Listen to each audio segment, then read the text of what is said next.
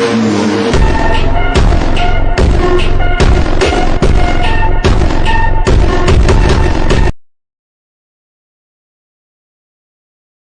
if the phrase first world does not mean what it used to? What if the countries that once defined stability, progress, and comfort are quietly slipping into conditions they once claimed they were protected from? People feel it everywhere now. Crumbling infrastructure, rising costs, empty shelves, service systems stretched so thin they snap, streets that look more like survival zones than cities. A growing sense that the world many were promised is not the world they are living in, that something foundational has shifted, and no one in power is willing to say it out loud. Look at the symptoms, they are undeniable. Power grids failing in countries that once bragged about technological superiority.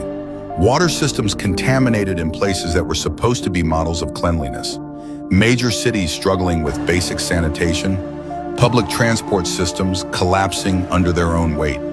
Every sign points to decline, yet every official insists nothing is wrong. But if nothing is wrong, why does everything feel broken? People in the first world grew up with a specific promise: stability, opportunity, a rising path through life. And for a long time, those promises held. Strong economies, affordable homes, trustworthy institutions, predictable futures. Now look around. The cost of living rises faster than wages. Healthcare is a maze. Housing is unattainable. Education leaves people in debt for decades. Families that once lived comfortably now juggle 2 or 3 jobs just to stay afloat. The ground that used to feel solid now feels hollow. There is a reason people say the first world is transforming into something else. Because the gap between rich and poor widens every year. Because public services are overwhelmed. Because safety nets tear faster than they can be stitched. Because the middle class that built modern nations is thinning out like a ghost image. When the center collapses, everything collapses with it. You can track the shift through everyday experiences. Try calling an emergency service and listen to the wait times. Try renewing a passport and see how many months it takes. Try booking a doctor and see if you can be seen before your symptoms get worse. When systems fail quietly, society fails loudly. Yet the blame always falls on the public, never on the architects who let the foundations rot. Now look at the cities, the places that were once symbols of modern achievement. Skyscrapers, transit lines, lights that never went dark. They were built to signal progress. But now many look like warning signs instead. Infrastructure decades overdue for repair.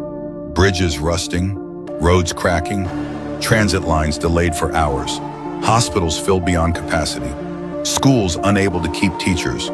Every piece of the structure feels stretched too thin to survive another decade. People are starting to ask whether this decline is natural or the result of years of neglect by those who were supposed to maintain the world they inherited. Then there is the psychological shift, a sense of instability that lingers beneath everything. People feel less safe, less supported, less confident in the future. They sense that the world they grew up believing in is not the world they actually live in. When people from strong nations begin to say they feel like they live in unstable ones, that is not paranoia. That is evidence of decline. People do not lose trust in systems without a reason. Systems lose the trust of people when they stop working. Economists call this period a transitional phase. Historiologists call it the late stage of an empire. Sociologists call it systemic decay. But the average person calls it something much simpler. They call it unfair. They call it unsustainable. They call it a betrayal of everything they were told about how their society works. Because if the first world is becoming the third world, then the illusions that kept people calm are fading. You see it in the markets. Prices rise, essentials shrink, savings evaporate. No matter how hard people work, they struggle to maintain the life their parents had. Generations that should be thriving are instead drowning in costs that never rise in balance with their incomes. This is not normal. This is not progress. This is a sign of regression. Technology was supposed to make life easier. Instead, it became another tool to widen the divide. Automation removed jobs faster than new ones were created. Digital systems replaced human service. Algorithms replaced accountability. And everything became more expensive, more complicated, more fragile. When people lose meaningful work, they lose stability. When stability disappears, fear takes its place. Governments always offer the same explanation: inflation, markets, unpredictable times. But these excuses do not explain decades of neglect. They do not explain failing infrastructure. They do not explain why everyday people feel like they are fighting a battle they did not start. They do not explain why the places that were once global powerhouses now feel like they are held together by tape. The first world becoming the third world is not about poverty alone. It is about the erosion of safety, trust, and predictability. When people feel like tomorrow is more uncertain than today, society enters its breaking point. When people lose confidence in institutions, those institutions collapse. When people feel abandoned, they stop following rules. These are the patterns that lead to the end of eras. And here's the part that makes this moment so tense. People are waking up. They see the cracks. They hear the excuses. They know the decline is not temporary. They know the world is shifting in a direction that leaves them behind. They know that the promise of a strong society depends on a structure that is no longer being maintained. If the first world becomes the third world, it does not happen because of one event. It happens because of 1,000 small failures that stack on top of each other until the weight becomes impossible to ignore. It happens when the people in charge forget that society requires constant upkeep.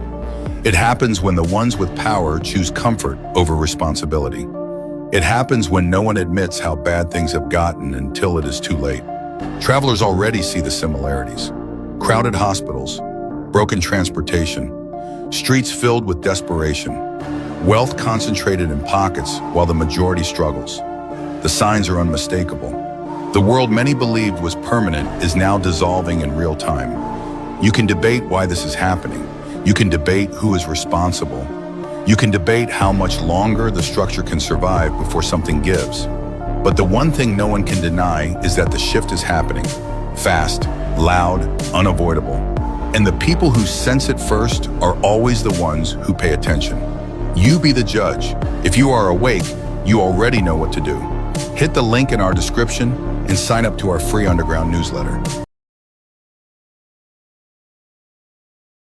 Bother you, they never bother me. I feel happy and fine, living in the sunlight, loving in the moonlight, having a wonderful time. Haven't got a lot, I don't need a lot, coffee's only a dime. Living in the sunlight, loving in the moonlight, having a wonderful time. Things that bother you, they never bother me. I feel happy and fine, living in the sunlight, loving in the moonlight, having a wonderful time. Haven't got a lot, I don't need a lot, coffee's only a dime. Living in the sunlight, loving in the moonlight, having a wonderful time. Things that bother you, they never bother. This is it right here. This is why I don't gamble. I'm just saying, I'm not. You want to play 21 here.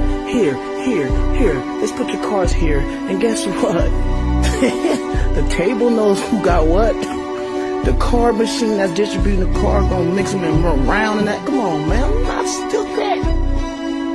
Y'all keep losing y'all money. But the house always wins.